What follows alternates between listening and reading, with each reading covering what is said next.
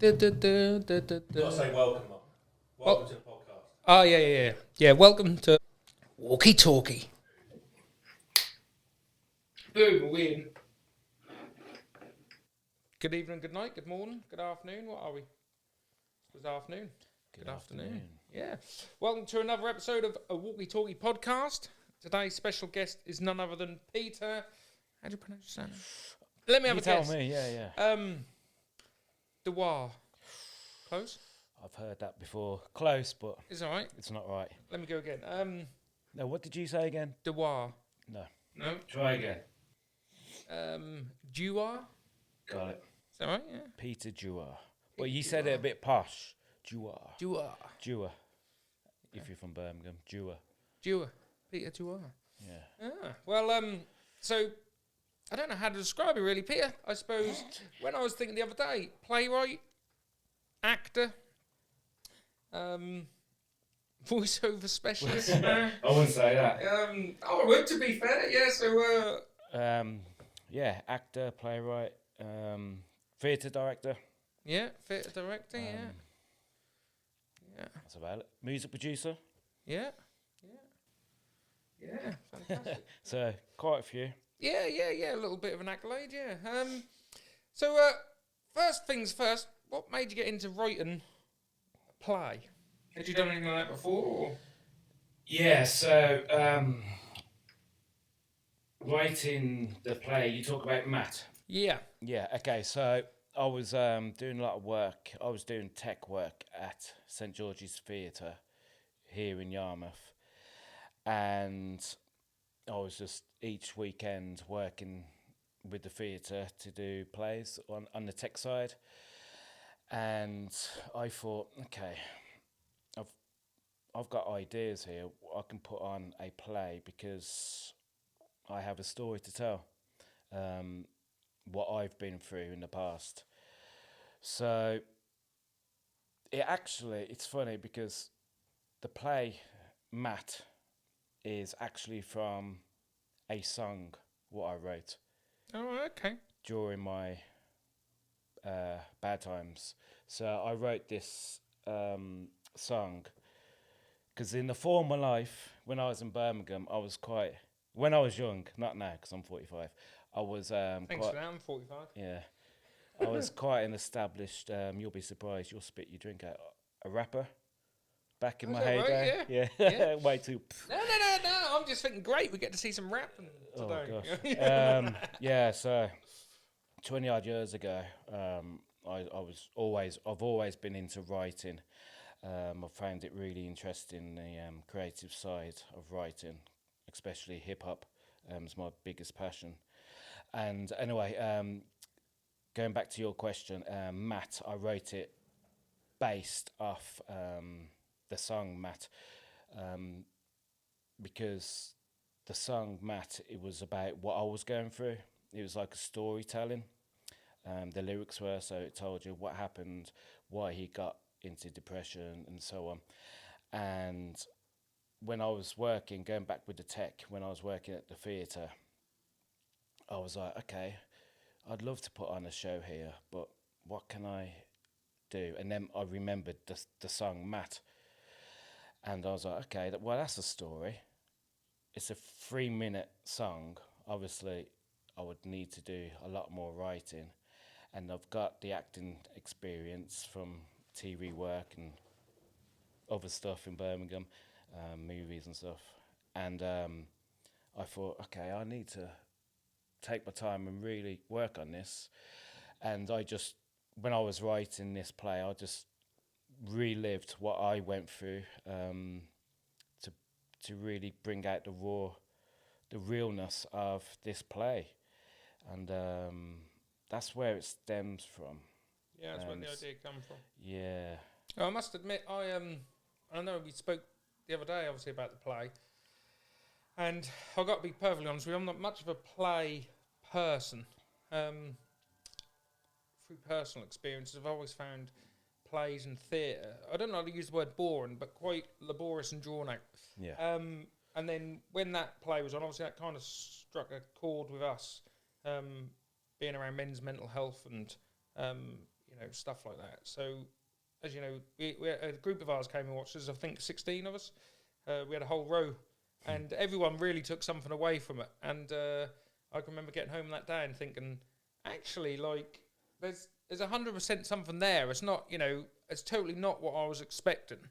I think, I don't know whether that's more due to the fact that there's obviously a lot of your lived-in experiences sort of come out in that, but you can tell that raw emotion has been played. I thought every one of the, actors or whatever had played their role really, really, really well. There weren't anyone where you'd go like, they didn't really sort of, carry the message across that you were trying to get out there. They were all, proper. It was an emotional play to watch, mate. I was impressed, really impressed. Thank you. And Yeah.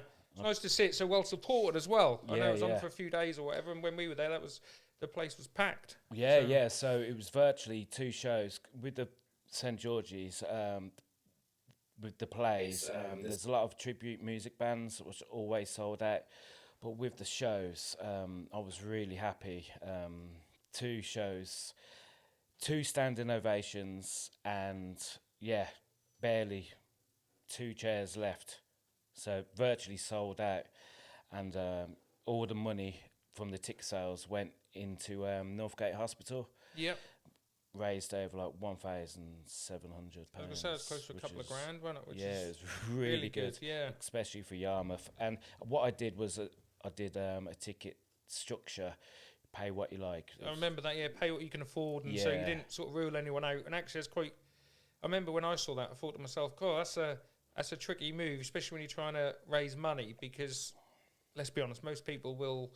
I know we touched upon this earlier. A lot of people will not so much take advantage, but of anything they see where, you can pay less, most people, as a rule of thumb, would pay less. But it clearly shows that a lot of people paid fairly. And, it's funny you mention that, because at the end of the second show, I asked the staff at St George's to actually look at the breakdown of who spent what. And the options were like £3, £5, £7, £10, and £12, and the majority of people paid £12. Is that right? Yeah. And I couldn't believe that. I was really, it was just really happy to hear that people were willing to pay that and sponsor. Like you said, I was expecting £3, which is better than nothing. Yeah, of course. Yeah. But, that's good to hear. Good to hear that it's well supported. So what's the plan? I know obviously you've now turned it into a book. So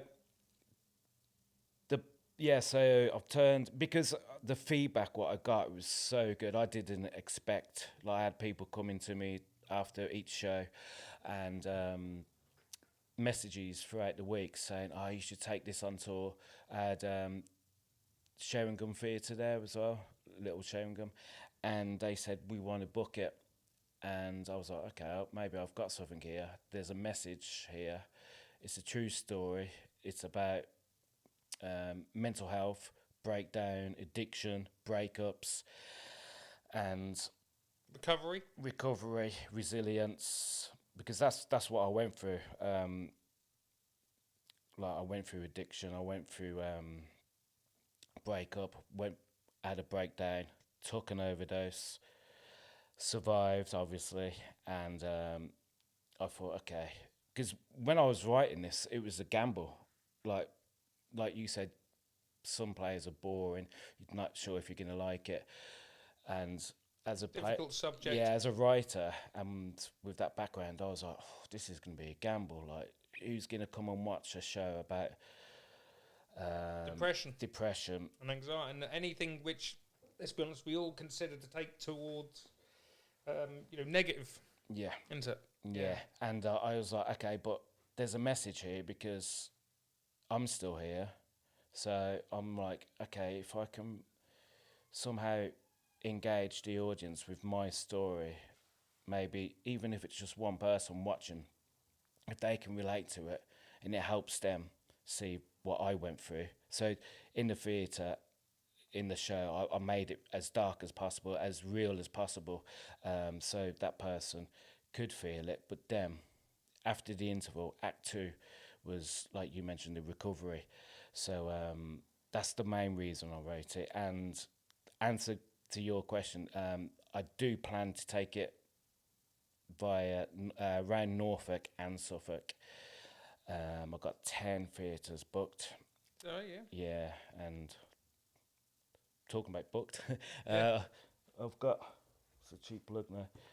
Yeah, no, My feel book free. here, Matt. Yeah. So it's based on my theatre show, and yeah, I've turned it into, adapted it into a book. Blimey. So That's yeah, some pages, that. yeah, I did. 200 pages. It's like, yeah, some thought must have gone into that, mate. To, Yeah. I mean, I had, and it's funny because it's from a song, a 3-minute song, that's what I'm turned saying. into a Like, theatre show, which is nearly 2 hours, and then I turned it into a book. So, Yeah, look at and that. it's all surreal because when I was watching the theatre show, I was like, okay, it was realisation. I was like, okay, this is actually my story, and I was like, oh no, what if I've messed up here? But then, like I said, the feedback I got was amazing. People saying how brave you were, and I don't think I realised that it was bravery, me highlighting my story. Yeah. It takes a lot to talk about any, again, not negative, but any lows in anybody's lives. I think generally, even social media, we all say, don't we, that social media is that you highlight reel. Yeah. And a lot of people don't, publicly put out there, but to actually go to that stage of where you write a book about it, and a song, and then a play, and then taking that play on tour, that's quite refreshing to see. Yeah. But also, speaking of refreshing to see, I see in the back here you've got all. It's fantastic, mate. All like from the Samaritans details, Mind, loads of good National Domestic Abuse Helpline, Bipolar UK. Got some really good contacts and stuff all in their book as well, which is a massive help. Isn't it? Yeah, I just thought if I was back in that position where I was, that dark place, and if I watched that show, I would need like additional support. Yeah. So I thought if I had that book and I seen it at the back, maybe, just maybe, I would seek help. Yeah. And so yeah, it doesn't. No harm in doing that. No, it It's doesn't. a positive thing just to have those additional. Yeah, let me just, while we're talking about yourself, look, I see you've got a bit in it about the author. Oh, I know. It's like being back at school, isn't it? Settling, children. Okay, born in Birmingham, Peter has dedicated his life to the magic of language to heal, connect, and create. He has over a decade of experience in commercial and community theatre, boasting an impressive body of work. His passion for storytelling has translated into his writing, most notably with his successful theatre show titled Matt. Peter's commitment to development and sharing creativity in the performing arts has resulted in much of his theatre work being community-focused in East Anglia and also across the UK, Portugal, and North Macedonia? Macedonia. Yeah. I had to think then. Yeah, Macedonia. Macedonia, Peter Dewar. Don't get me started. I'm from Norfolk. We pronounce everything wrong. Peter loves to travel to other countries, such as Cape Verde and Portugal. He also likes to stay fit and focused while maintain. Reminds me of a bit like when you write your first. That's like a dating channel. No. You write your first job application, your CV. Everyone puts a name. I enjoy going for long walks with friends, swimming, keeping fit, reading books, and going to the pub. Yeah, but he also likes to stay fit and focused while maintaining his health, and by attending his local gym and jogging near the beach in his hometown, Great Yarmouth. He loves 90s rap music. His favourite artist of all time is Tupac. Yes. And his favourite movie is The Wizard of Oz. That's a random thing. I'm into Tupac and the Tin Man. He also enjoys playing basketball, watching football, and supporting Aston Villa. Yeah. And how you have time to write books and do plays when you're constantly running on the beach and Tupac and Wizard of Oz. Yeah, fantastic. But so when do you plan on taking it round some more? You say you got probably 10 or so round Norfolk and Suffolk already? Yeah, I've got them confirmed again. It all depends on the Arts Council. Yeah. I was fortunate with the 2 shows last year to get the arts funding.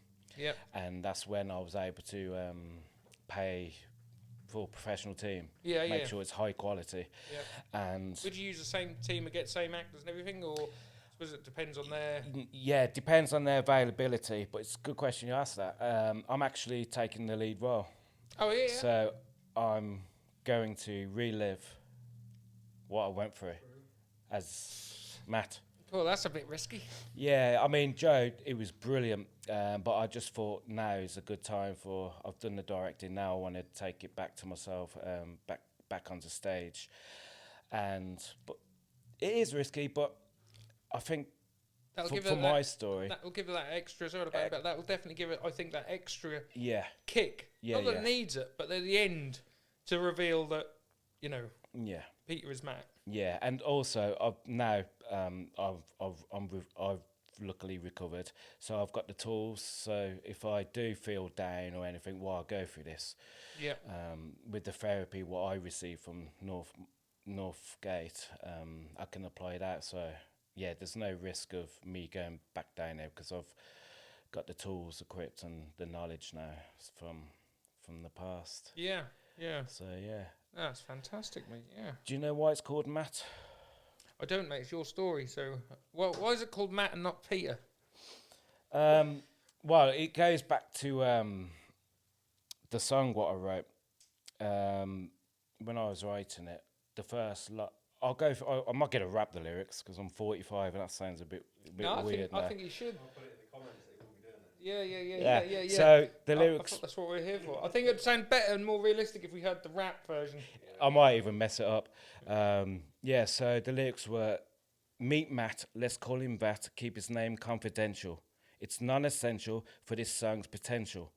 I hope this message reaches out to each who seeks help to speak about their health. Now Matt's story is true.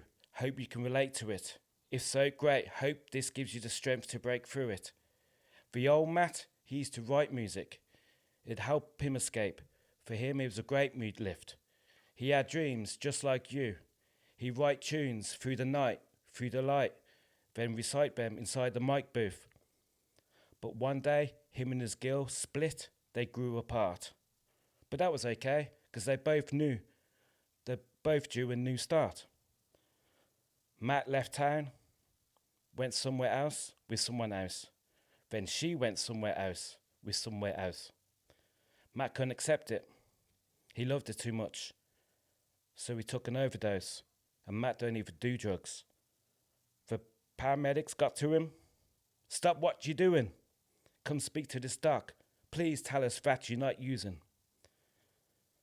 Indulge in more opium. Because he lacks serotonin. That was what I can remember. We got a round of applause for that? That was pretty, but... Oh, thank you. You're lucky you didn't say winner.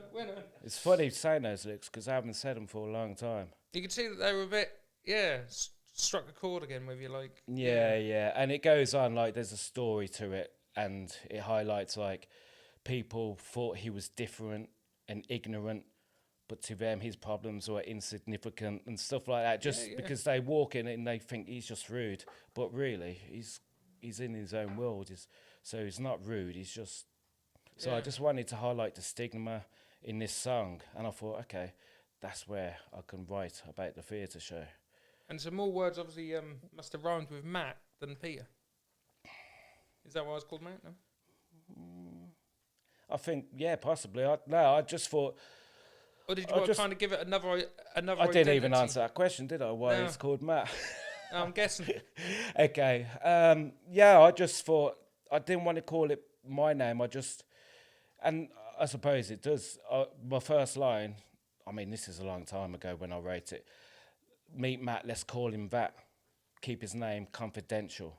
It's non-essential. Yeah. So it wasn't about me. It was about... It's kind of removed it from yourself. Yeah. Because, and probably at the time, you probably didn't even realise this, but at the time you probably didn't not want to be associated, but didn't want it to be known that it was you.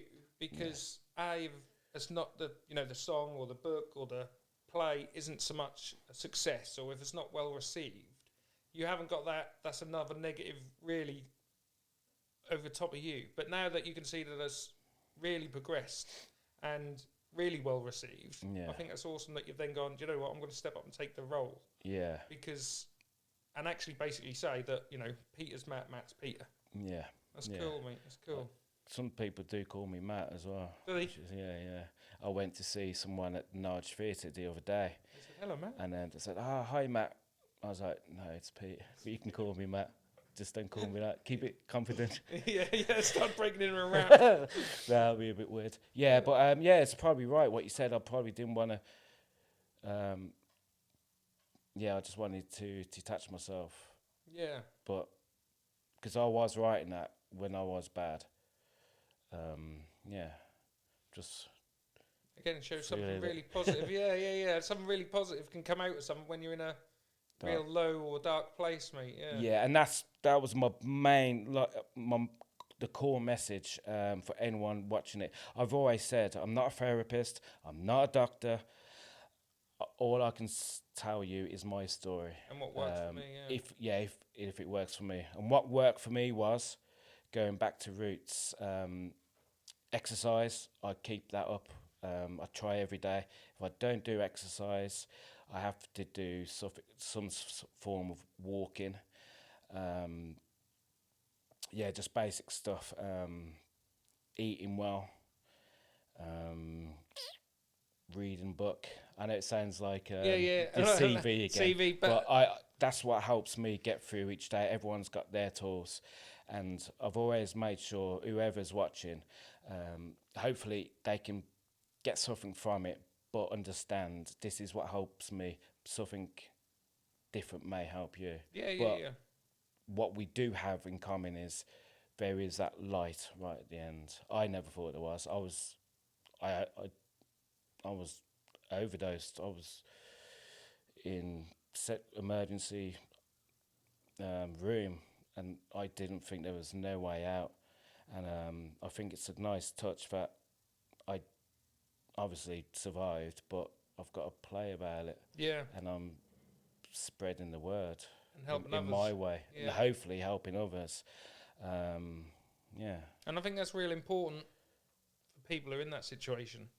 And like I say, you come out the other side to, like anything, I don't think there's any better words of advice anyone can have, you know, and I'm not knocking any, you know, health professional or whatever. But if you speak to someone and get their total opinion, they've been right through that process and come out the other side to say there is a massive positive and a success to come out of something so negative. And luckily for you, through your play, you kind of get that message out there.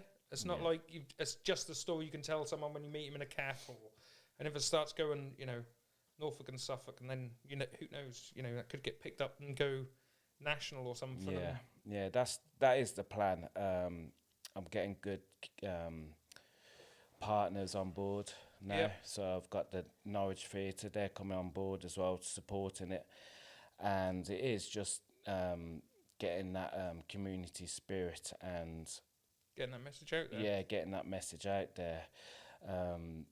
I didn't believe, well, I didn't plan. I just thought it was just 2 nights and that was it. But obviously the feedback has been great. And it's not about me now. It's about helping that person if it's just one. Because I remember watching it. Not the night when you guys came, because I had no idea you was there. Yeah, we were sat behind you. But the other night, I was just looking around the audience, just thinking, wow, they're really listening. And I was trying to work out who's really struggling here. Like just overthinking, I suppose. And I was just thinking, I really hope it helps this person and this and so on. But what's good about this tour is I will have mental health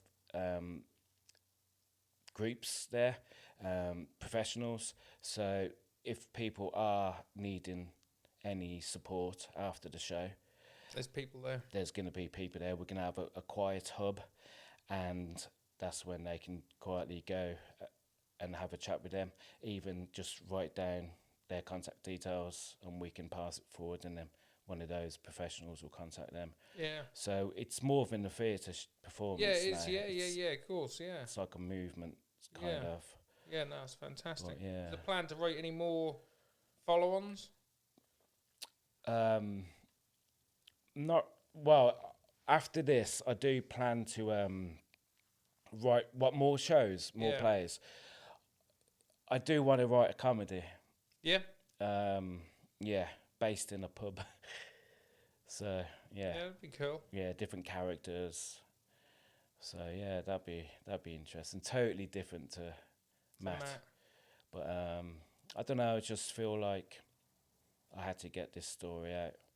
Yeah, and that could be the I don't know what they call it there, like the launching pad of a career of writing. Like you say, you probably wouldn't have ever thought of writing a comedy before, like, No. A group in a pub. But after you see the success that Matt had, which is not an upbeat, positive story from the outset, ends well, but the actual start as such is quite serious and somber. Yeah. But to see how well that's received, I should imagine, it's give you the incentive to think, well, maybe there's something here, and I can put some good stuff out. Yeah, I mean, I suppose that would be even harder, strangely enough, because I lived through Matt, so it was easier to not easier, but it was I could write it down because it was my story. It's more like documenting the story than it is. Documenting. Yeah, but coming up with the story and making everything fit together and and injecting humour into it as well. Yeah, it's going back to writing Matt. It was funny because when I was auditioning for the actors, it's a 5 cast. It was Matt, Mum and Dad, Jess, the girlfriend, and the therapist. And it's when I was doing the auditions, I was watching the different characters on stage, and I thought, I've called it Matt, but it's not just about Matt. It's not about this young, in his mid-20s, going through depression. I looked at the therapist, I looked at the girlfriend, the mum and dad, and I thought, they've got a story to tell as well. Yeah. That person, Matt, he's going through this, but the mum, she's going through the struggles. Yeah, to see the dad. And the ex-girlfriend, she's going to feel guilty. So I actually had to rewrite the whole play, because it is based on my story, but I had to rewrite it in a way for if there was a mum or an ex-partner or girlfriend in the audience, they could relate to. There needs to be a reason why they're here to watch it. They can't just watch Matt, because everyone can relate to. We all know someone who's unfortunately going through a struggle, so there's going to be struggles. No, I can take that. Yeah, we podcast, the one before this, we done with Michaela, lovely lady. When we first met, her son went through a similar thing, and straight away I thought it'd be really good, and I said to him to get the son's, his whole story and what he'd gone through, and hopefully we're recording that next week or so. But also I want to record the mums separate, mainly so that each could see, and I'm sure over the years since, recovery and stuff, they've had them conversations, but also to see from another point of view, because I'm sure from his point of view, he wouldn't have not given his mum a second thought. I'm sure he had plenty of thoughts about, how she was dealing with the problems and the issues of seeing your son go through something like that. But I think it'd be quite, as soon as I met him, I thought it'd be good to get both stories and see how well they sort of, link in, and to see from another point of view. Same as like your thing, like you say, you focus on the main character, but really the mum's definitely got a story, the dad's got a story. And even like you say, even down to the therapist, who that's their job, but they'll have a story, Yeah, they're human, aren't they? They've got their struggles, but even harder for them because they have to be strong for the patient. Yeah. Even though they've got... Again, that takes me to the thing of, when we were on a walk Sunday, and I said to you about doing maybe looking into doing a documentary or something. I think that would be really good to get, so many different people's views on a subject that's close to them, but also either the person's views or the family members, the friends, and just see how they all kind of, link in together. Yeah, it's funny because, well, it's not funny, but since I've been concentrating more on Matt and mental health and listening to other people's stories, it just makes you realise like there's so many people like suffering, and you just get caught up, which isn't.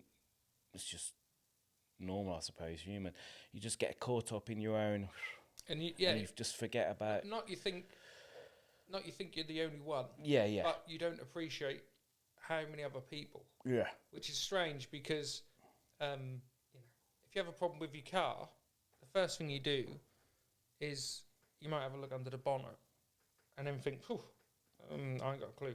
I'll take it to someone who do know. So you take it to a mechanic. Yeah. Or if you think, no, I can do it myself, you go online to find other people who've had the same problem, and then try to work through all the different solutions that they've had till one matches yours.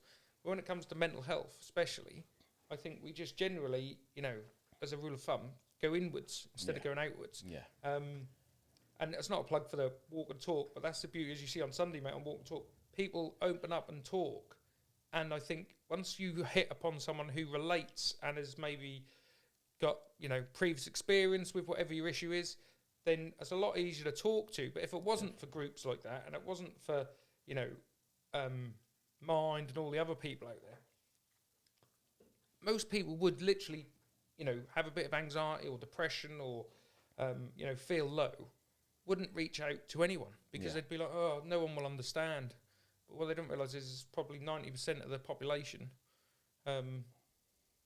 would understand. Yeah, yeah. Because they'd have been through it or know someone or have a family member going through it or can, I hate to use the term signposting, but can signpost you to someone and think, oh, I know someone who went to this place and they really helped, Yeah, yeah. It's important. Yeah, there's really so many people, unfortunately.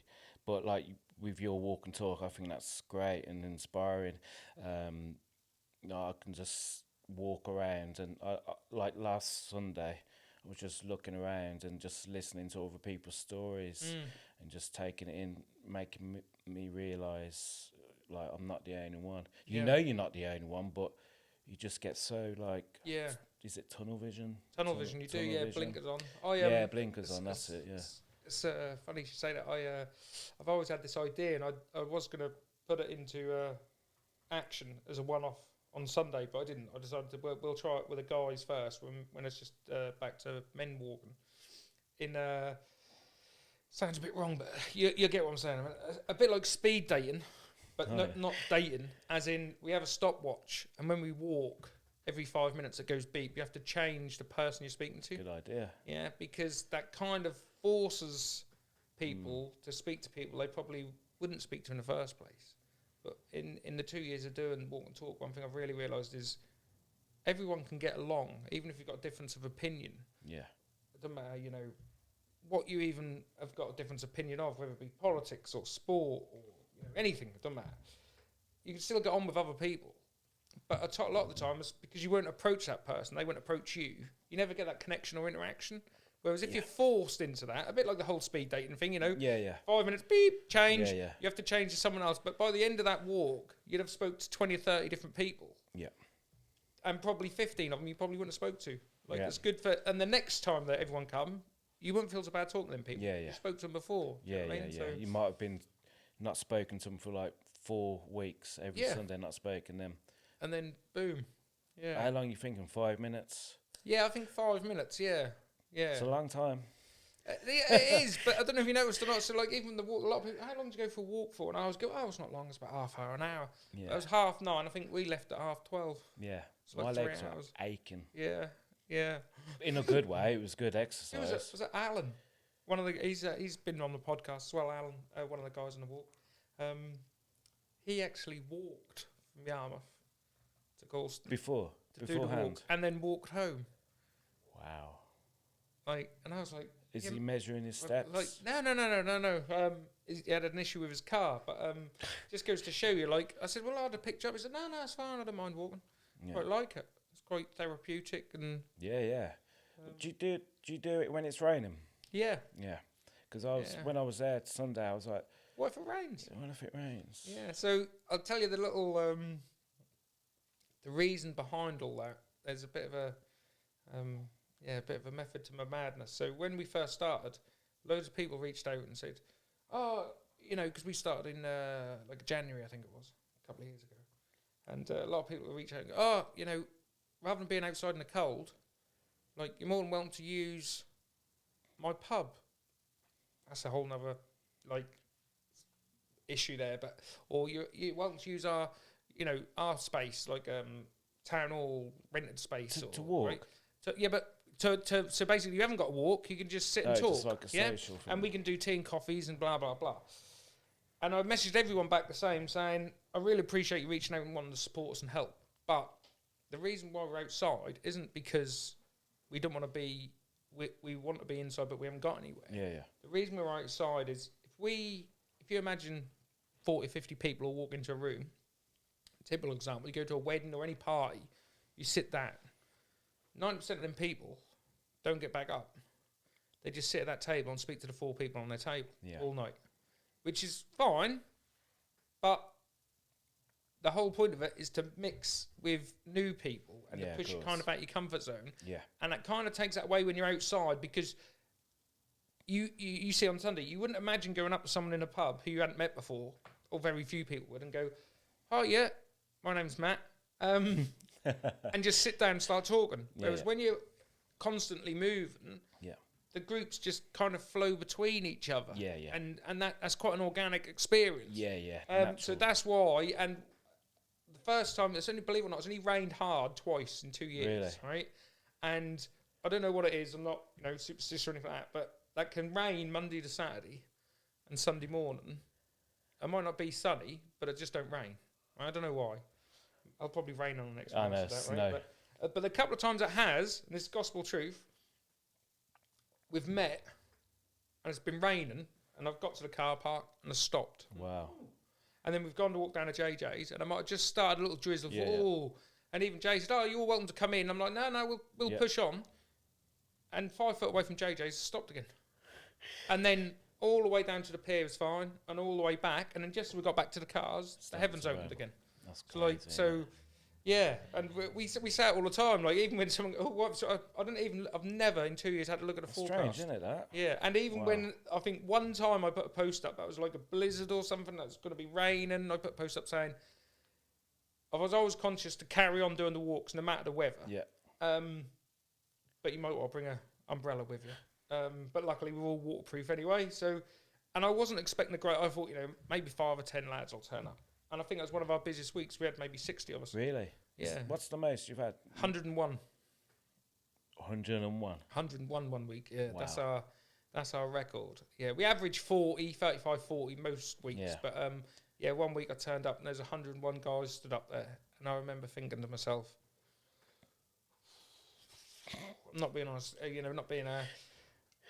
being honest in that, what the hell? Like 101 guys. And what are we going to do? Yeah. But, just shows how good it's going. And how much of a need, yeah. Yeah, the need. And I think it is so important walking outside. Yeah, it is, yeah. As you were talking about walking outside. Yeah. Because we talked about Northgate earlier, I started to think back because I was a patient in Northgate Hospital after my overdose. Obviously they couldn't send me back home, so I was referred to Northgate, and I remember maybe the 3rd week of being at the hospital, I had a support worker, I don't know what they're called, it wasn't a therapist, but someone there looking after me, and I remember he was trying to get me to go for a walk, just around the grounds. Right, around the grounds. That's it. And I just couldn't do it. It was just, when you was talking, this was coming back to me. I just couldn't do it. The anxiety. And I can remember just begging, like totally different person, just begging, please don't. And I can see now how important it is. Walking, exercise, moving the body, just basic movements, and being outside, like fresh if air. it's fresh air, vitamin D from the sun and all that. A bit of distraction as well. You'd look at a tree even if it's for a split second, you're not anything absorbing in negativity.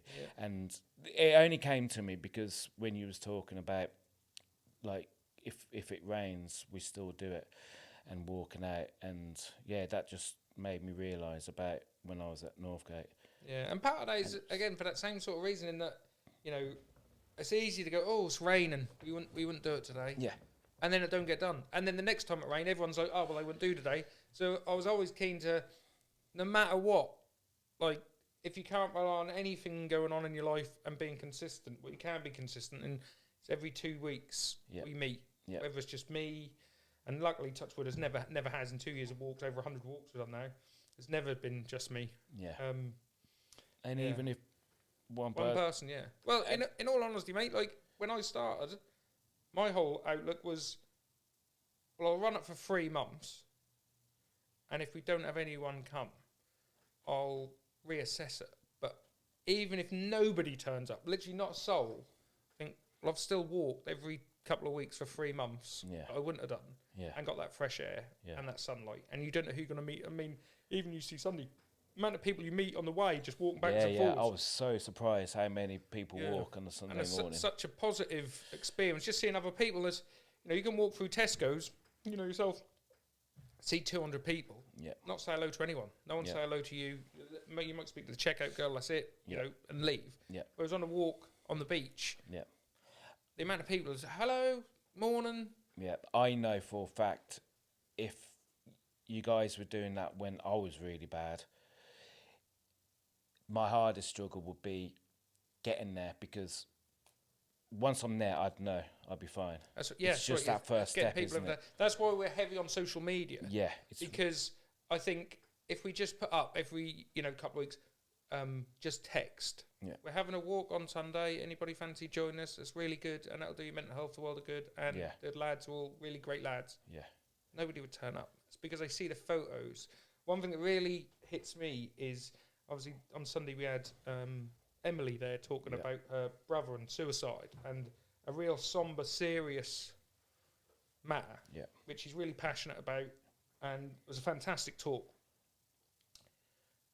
All the way to the point before the talk, everyone you can see is in good spirits, you know, smiling, you know, sharing their issues and talking, and you wouldn't think it was a mental health group. You would think it was just a group of friends out for a bit of a jolly. And it is as well. And it is, that's the point. And we're here to uplift. We're not here to keep everyone down on the floor. And we're not here to, be really depressed all the time. So it is meant to be upbeat. And I knew it's going to take a bit of a serious moment talking about such a serious subject, which is fine. And I've learned that the best way to get that information into people is not when they're really at their lowest and they're in tears, to then say, oh, this happened to someone and blah, blah, blah. That's the time. And it isn't when you're the most happiest, but it doesn't need to be such a real depressing, serious conversation. Not making light of the situation, but, and even on that, I've got photos of everyone speaking to Emily, made her feel really welcome, and her friend Stevie, and you can see they're smiling, knowing full well they're there to talk about something so serious and something so, horrendous to go through as a family member. But we all walked down to the pier, and I remember looking at all the guys and thinking to myself, because obviously I was up first, and all the guys and all the ladies who joined us were so engaged in her story and really took it in. I had loads of messages. I did email her to say this week, fantastic. Yesterday it was to say, fantastic, thank you for coming. And, everyone really, I was really pleased with all the people on our side, because you always think, there's going to be someone who's, I'm not really interested in that, or be too busy looking at someone fishing or doing, but everyone was really engaged, really took something from it. Like I said, plenty of messages, people saying, that really, struck a chord with me. Yeah, how can you not? No, that's right, and I think that's the most important thing, is trying to not only inject a positive side to mental health and a little bit of humour and, like you said, having a bit of a jolly with your mates, but also at the same time recognising and trying to taking the serious matters that we're all battling against and all trying to, spread awareness of. Yeah. I think that's a lot, from my point of view, I think it's a lot better method than, with the greatest respect, saying, we're going to have a conference. Again, if you put an ad in the paper and just put, we're all meeting in a room and we're going to talk about this. Yeah. No one's going to turn up. No. No one's going to turn up. And you've got it's a community as well. Yeah. It takes time. Yeah, of course, Can't expect someone to come straight away and open themselves. It does take time. We've even had, we've spoken about it before on the podcast and stuff. We've had, and I mean, a lot of guys have actually turned up to the walk. And again, because I know, like you said about, when you're at your lowest, the hardest part would be getting you there. It's the hardest. Right? And it is the hardest. Yeah. But don't you find that's the hardest with anything like that? So when someone says, do you fancy going for a drink on Saturday night? You walk into a pub that you don't know. Ooh. Yeah. Do you know what I mean? The anxiety kicks in. You don't want to walk in, your mind, and you think, other people are so confident when they walk in, and truth be told, they're probably not. They're just really good at covering it up, masking it. Yeah, of course. The beauty of where we are is because out in the open, I would say to people when I first met them, by all means, walk up. Yeah, I don't know what you look like. Yeah. If you just walk and weren't feeling it, you can walk straight past. Nobody would go, you're here to join us, like blah, blah, blah. I said, it's fine. And we've had people who've actually done that, and we've had people who have turned up and then gone home and gone, I had a great walk. And their partner or whatever's gone, you had it, really got something from it. And they hadn't. They rocked up and they've sat in the car for 30 minutes watching us. Yeah. And they just haven't had that oomph to get out of the car and walk over. It is the hardest thing, isn't it? But, luckily, touch wood, the amount of messages I've had from guys and who have joined the group and after a month or two have gone, I think it's time I tell you. I actually came 2 weeks before I came to the first walk. I was sat in the car, I walked past you and blah, blah, blah. But I was sat on that bench and I watched. And I just couldn't bring myself to join you. And I always say, well, what made you come back? I said, because I actually sat on the sidelines and watched. And I could see that camaraderie. And when guys walked up, you're shaking hands and patting each other on the back. And, big burly men, alpha males are hugging each other. And just, and as people walk up, I can see people... just their facial expressions change, and it's like, it's that feel of when you get somewhere, you want to go. And I thought, well, all them people can't be wrong. Yeah. And I saw the post on Facebook, and there was 40 or 50 guys all walking and drinking tea and having a laugh. And I thought, all right, I'll go. So then they eventually came to another walk. So then, 2 months in, I can't think of nothing else. And I bet they wish they'd done it before. Yeah. That's the way it is, isn't it? And I'm sure a lot of people. Do 100%. It is. I always say, everyone says it. The hardest step is getting the first step out of bed. Yeah. Sorry, and the easiest is getting back into bed. Yeah. It's got to be the same. Surely with acting and stuff. I know even when I do the walks, when I get right down the end of the pier, even though I say we've done 100 walks now, and think, right, I've now got to dress everyone and get everyone together. Right, everyone, listen up. But 2 minutes in. Yeah. You're away. Yeah. There's so many opportunities I've missed out because I didn't have the courage to. Because you play it in your head. You think, if I go here, this is going to happen, and they're all going to look at me different. No one's going to like me. It's horrible, isn't it? Your own mind, how it can play. But once you're there. Yeah, it's weird. It just flutters straight out the window and it goes. Yeah. It's your mind's a scary place sometimes, but did I see you do? That takes me to the next subject. And did you say you do some? Do you know what you'd call it? Acting, role play, is that for a museum or something? Yeah. So I've always been into acting. In Birmingham, I did TV and commercial work, and I've always enjoyed. It's funny because I'm very. I am shy, I'm very quiet, and it does take a lot for me, myself, to get somewhere. But once I'm there, I'm fine. But so I do a lot of acting in Time and Tide Museum, which I enjoy, working with the kids. It's good, and I think... What role do you play? Can you soldiers, World War One, World War Two.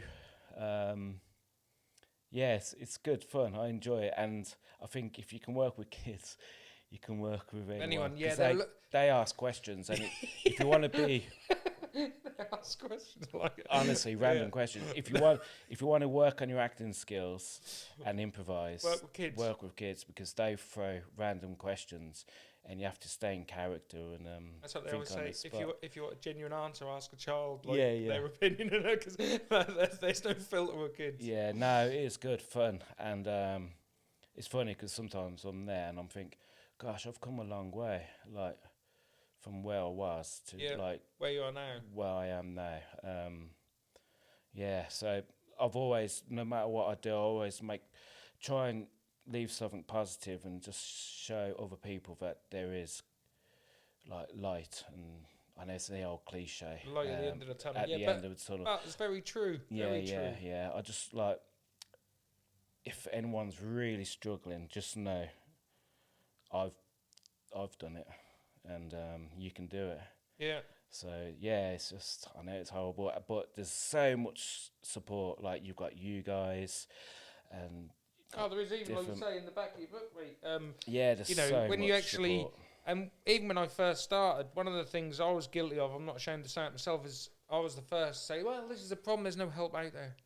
But when I started Walk and Talk, the amount of groups that then appeared, and whether it was just from, not maybe looking for them as hard or not knowing where to look for them, but there is a lot of groups out there, and pretty much covers all aspects of, issues and problems. And again, I suppose it goes back to taking that first step. Like, we know there's problems, but it's picking up the phone and making that call. Yeah. I rang the Samaritans once, I'm not going to lie. It was a good few years ago now. I went in the best place. And it was at early hours of the morning. Yeah. And I thought,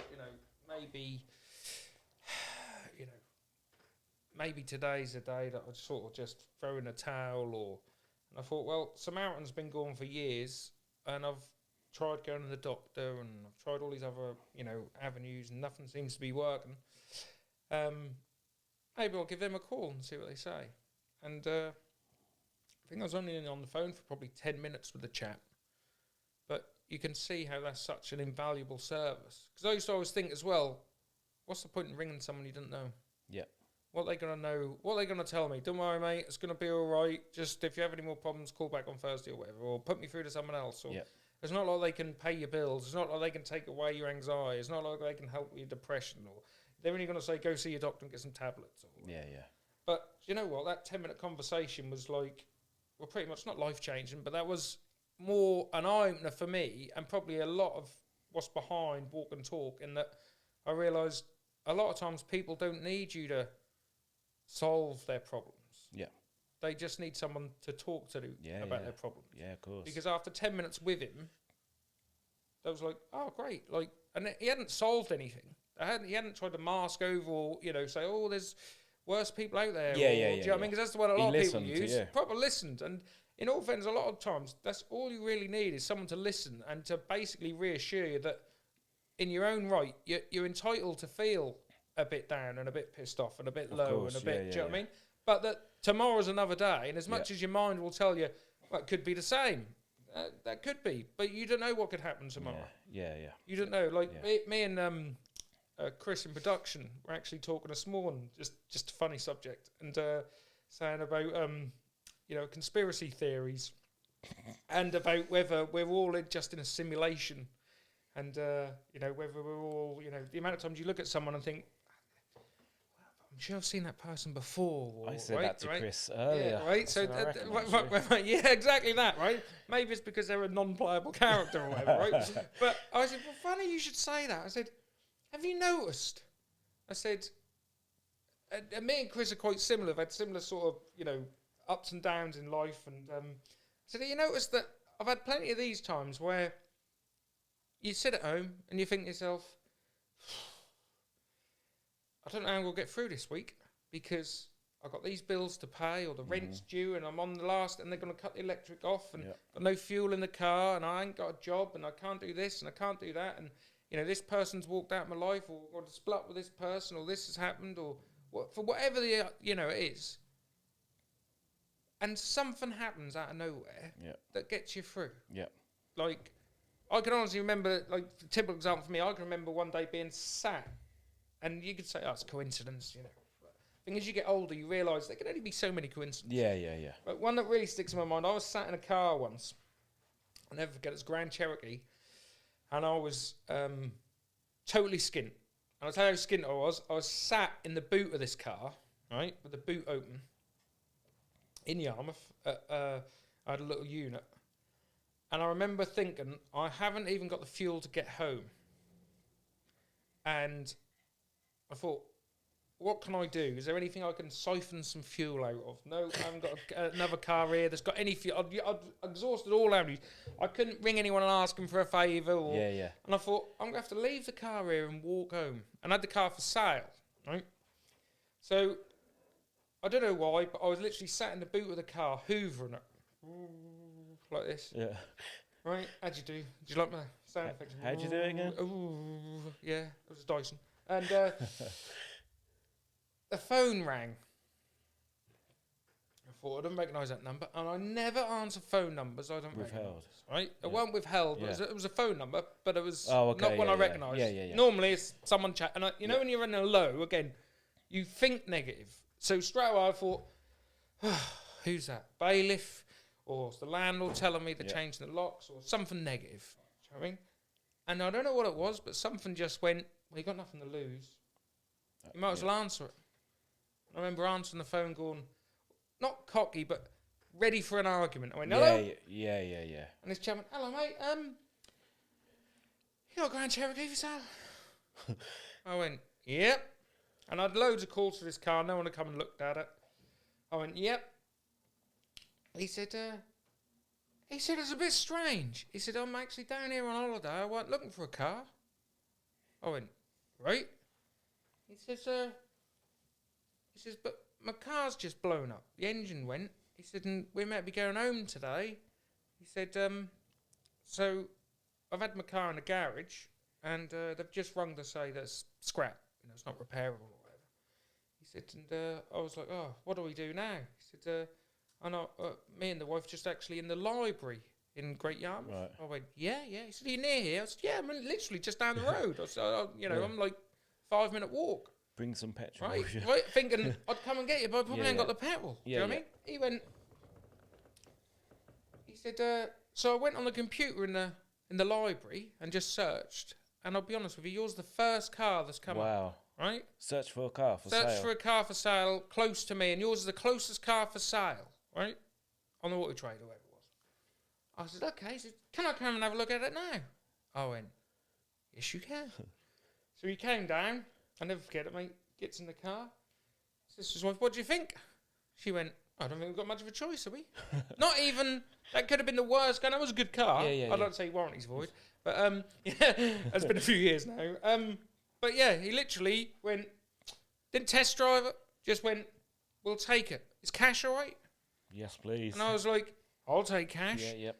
And I don't think he even tried to chip me or nothing. He just went, there's the money. And I was like, at that time, this can't be real. Yeah. Like, there's something... And I remember, the only thing I did do, hand on heart, is I said, I'd have put some fuel in it. I didn't say, but I was skint. I said, I'd have put some fuel in it, but I didn't want to miss you. So, if you turn out, literally at the end of the road, turn right, there's a petrol station on the quay. Here's 50 quid back. Again, enough fuel to get your own. It was, made up. Fantastic. Thank you very much. I remember him driving away thinking to myself, well, I ain't got to walk home now. I can get a taxi. We can eat, we can pay the bills, do you know what I mean? And got through, and then something else must come along. And before you know, you're rolling. We were saying this morning about, how does that happen? Because that happens not once or twice. You always, even when you're at your absolute lowest, there's always something that pops up and pulls you through. Yeah. Whenever, because I'm not all happy all the time. I still suffer with anxiety, bad anxiety. And lately, I've been hearing this one line all the time. Just keep one step forward. Yeah, keep going. 1 foot forward first, and then the other will follow. And for the past couple of weeks, I've been hearing that, and I'm like, is that a sign? Is someone telling me to keep walking? Yeah. Obviously, I'm not as bad, but it's just a nice little reminder. And you think, that's really weird. Is something to send... I don't know what it's for, but... Yeah. One thing I've seen a lot of, and that's quite a good one, is the whole keep going thing. But Yeah. when people are at their real lowest, and you don't want to give them any advice that might be is if you do think it's the end or you've had enough, there's it's not going to matter if you just stay another day and just see how tomorrow is, because most people the next day it never seems as bad no matter what you've gone through the day before, and you never know what can pop up and help you through that situation. Like I say, like that moment in time, even as simple as a car selling or you know. I'm far from a conspiracy theorist, like I say, but yeah, I think there's definitely something that. Did he get to keep the vacuum? The Hoover? No. I went straight to the casino with the money and lost it all. No. Yeah, no, I trust the old. I think it was. I don't think it was Dyson. I think it was Henry. Good old Henry. But I didn't even get to finish hoovering the car. I was like, "Do you want me to finish hoovering?" He's like, "No, it's fine." He just wanted to get home, didn't he? He just wanted to get home, yeah. Yeah, I always refer, like you said, the next day, Tupac, after the dark comes the light. Yep, it does, doesn't it? Every day. Yeah, it does. I mean, the dark always seems longer, but hold on. And like you say, I know it's, we'll finish up on that. I know it's the old cliche of, you said, there's always light at the end of the tunnel. But the truth is, it is, even when people say, I can't see it, like you said, we'll put one step forward and then follow it and just keep... Because eventually, the light will be there. Yeah, I never used to believe that cliche, but it's true. It's true. It's there. It's there. And I bet all the people you've interviewed, they're exactly the same. Yeah, definitely. Always just have to keep strong going and keep going. Keep your head up. Yeah, definitely. Yeah. Well, thank you for coming in, mate. On that note, I appreciate your time. Thank you. We normally finish all podcasts on... and I always forget what it's called. What do we call it, Chris? It's Chris's suggestion. Final Thought. That's it. We need a sign up, so I remember. Where basically you can give us if you don't mind, your final thought before we log out of. Chris is a better way of describing it. How would you describe Chris, it, Chris? how would you explain it? It's like Jerry Springer at the end. Oh, yeah. Take care. But without the people fighting and no Big Steve coming in and stuff. Final thought. Okay. I'm not a doctor. I'm not a therapist. My story has helped other people. You've got a story to tell. So my final thought is stay strong. No matter what you're going through, speak to anyone. Can be a stranger, could be a friend, anyone. But seek help. And what is that saying? A problem halved is a problem shared is a problem halved. Is a problem halved. If I can do it, anyone can do it, and you'll be fine. Superb. Thank you very much.